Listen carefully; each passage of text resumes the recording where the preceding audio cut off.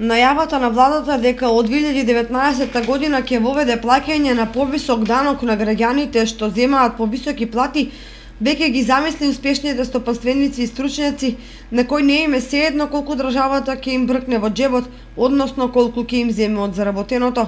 Исчекувањето ќе трае се до утврдувањето на границата на високата плата.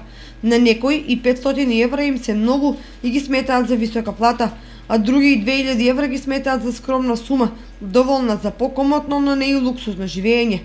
Во кочанското стопанство има газди кои делат и по 1500 евра месечна плата, ама има и успешни сопственици кои несразмерно на профитот се определуваат минималец за да заштедат надавачките кон државата. Ако во програмата на владеачката партија стои дека мнозинството граѓани ќе плаќаат данок на доход од 10% како и досега, додека оние што имаат поголеми плати ќе плаќаат 18% за приходите што ја надминуваат границата на висока плата, што доправо треба да се утврди.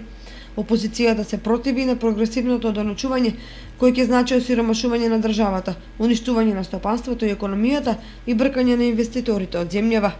Иако просечната плата во Македонија е околу 22.000 денари, Државниот завод за статистика вели дека само секој пети вработен заработува над 20.000 денари месечно.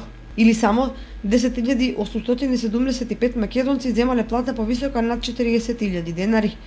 За бизнисмените во Македонија нема богати луѓе, бидејќи приходите од 1000 евра не се луксус. Според нив не треба да се воведе прогресивно доначување, зашто тоа значи наградување на просечните и бркање на успешните надвор од државата. Нивната граница на висока плата е 200.000 денари или над 3.300 евра. Како и да е, повисокиот данок ќе зафати само 2% од граѓаните со највисоки приходи и ќе донесе во буџетот 30 милиони евра во услови без даночна евазија. Но во 2019 година кога се очекува да профункционира.